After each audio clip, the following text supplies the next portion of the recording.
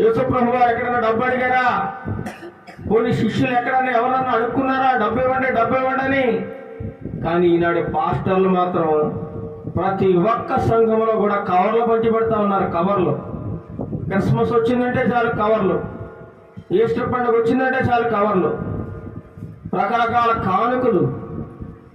చాలా చాలా క్రైస్తవ్యంలో నకిలీ ఎక్కువైపోయింది. నకిలీ బోధలు, నకిలీ క్రైస్తవులు నానాటికి ఎక్కువైపోతా ఉన్నారు.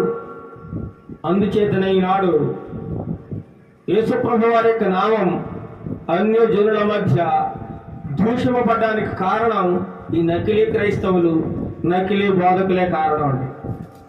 వీరు చేస్తున్న అబద్ధ బోధలు, అన్యాయమైన బోధలు, అక్రమమైన బోధల ద్వారా అనేక మందికి నాడు క్రైస్తవులు లోకమైపోయింది.